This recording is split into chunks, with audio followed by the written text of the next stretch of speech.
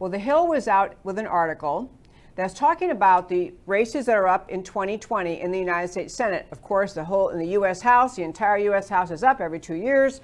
On the Senate side, the term is 6 years. So obviously every 2 years, a different set, 1/3 roughly of the Senate is up. Well, this year, The Hill is saying that there are at least 10 seats most likely to flip. They're reviewing which 10 seats might flip from Republican to Democrat.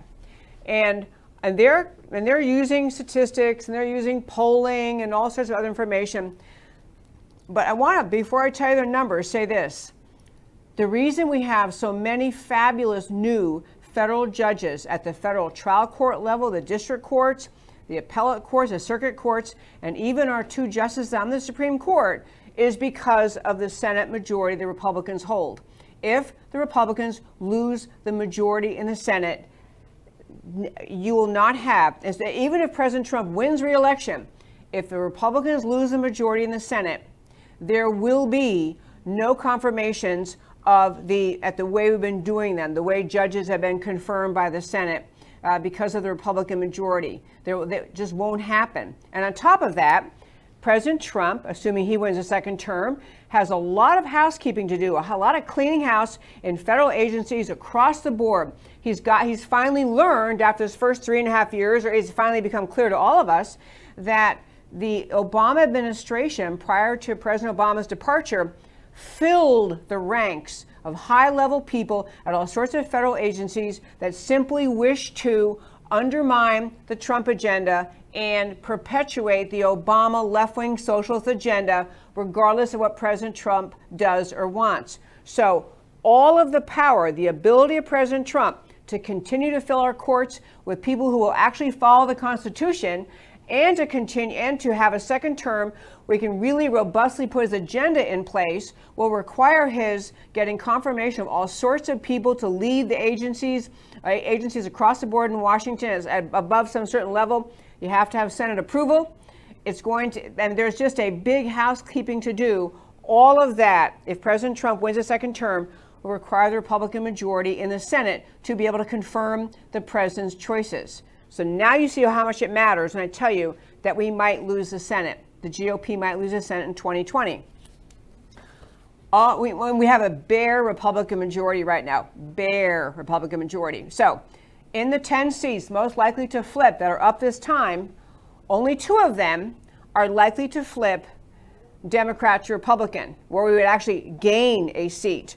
One of those is in Alabama, where you have Doug Jones kind of won after his big mess with Roy Moore in the primary and all of that. And so this seat is viewed likely to be switching back to Republican control in Alabama. The other one that is Democrat to Republican, I'm going to tell you who that is in a minute. But the point of it is so it is in Michigan, Gary Peters.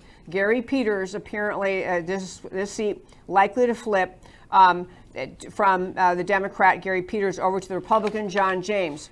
But that leaves you, of the 10 most likely to flip, 7 of them look likely to flip from Republican to Democrat. If that happens, we lose the majority in the Senate. The GOP loses the majority, and therefore everything we need to get done. Appointments of judges, new people in a vast range of administrative positions are all held up, assuming President Trump staying in the White House, all held up in the Senate. There's one state where the seat is open and, we'll just leave it. It's not really a flip either way. But I want to posit this to really kick off today's show to talk about the idea that it matters a lot. It matters a lot that people in this country, activists like you, candidates, elected officials, people who speak publicly, begin more and more to talk about this race in 2020, the 2020 elections.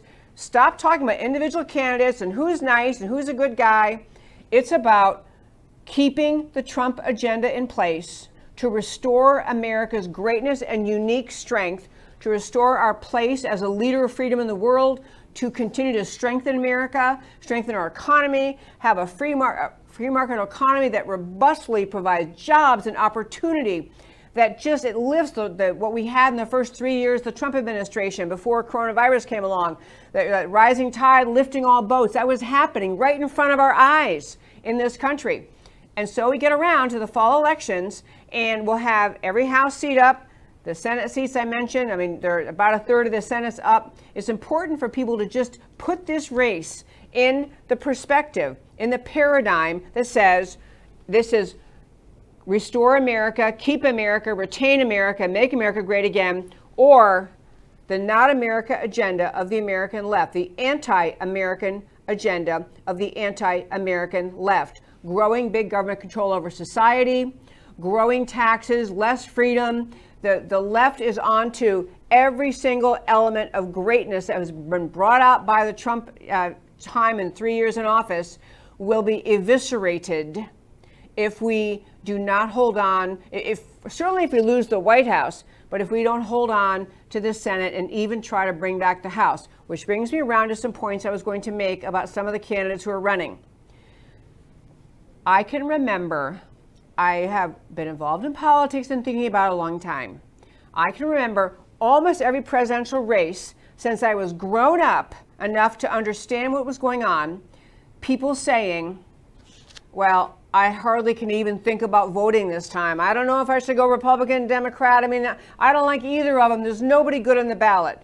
And you hear people now saying, well, you know, I generally speaking, I'm a fiscal conservative. I guess I'm a Republican, but you know, I don't like this or that about Trump. I don't like this or that about his personal life, his history. You're voting for ideas, people. You're voting for ideas. You're voting for an agenda.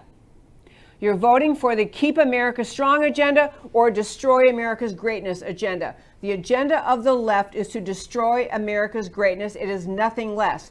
It is to continue, if the Democrats were to win the White House again, to continue the way that President Obama pushed America away from the idea of sovereignty and unique and special nation and more towards a one of many players in a globalist world. This was what Obama's dream for America was, to diminish America's greatness and place and goodness, and to instead diminish America's value and worth and talk about it and treat it as though America is just some other nation that might as well be thrown in the mix of all the countries in this world, a big globalist agenda. We're all on the same page. We don't need to have America be strong, great, or free. It's just going to be part of the big international mix. This is Obama's agenda.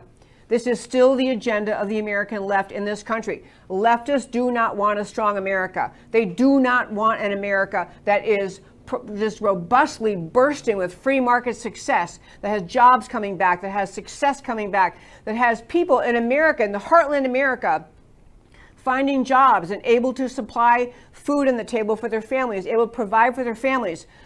What President Trump has done is brought back the pro-America America rooted in its own sovereignty and the ideas of the founding of America, America rooted in freedom. This is the agenda. And so for your friends who say, well, I'm really kind of conservative and I'm a fiscal conservative, but I don't like Trump too much.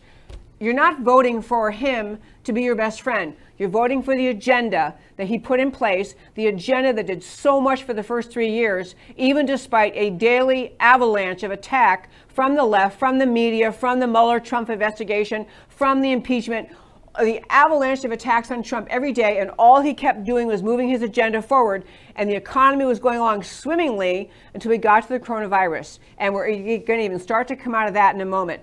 But I raised both the polling that says we could lose the Senate and the fall elections to make another point, my last point in the first 5, about how we go about choosing our members of Congress, our senators, but also our House members. Again, when you elect somebody, if you elect a Republican, 99% of the time, they're going to vote with the Republican majority. If you vote for a Democrat, 99% of the time, they're going to go to Washington and do whatever Nancy Pelosi tells them. Their personalities do not matter. It doesn't matter if he seems like he's a nice guy. And I know his wife from tennis and she's really nice. All the reasons people talk about voting for the individual. In the primary, it's time for people who are active to get involved and say, I'd rather have candidate X over Y be my member, my candidate from my party.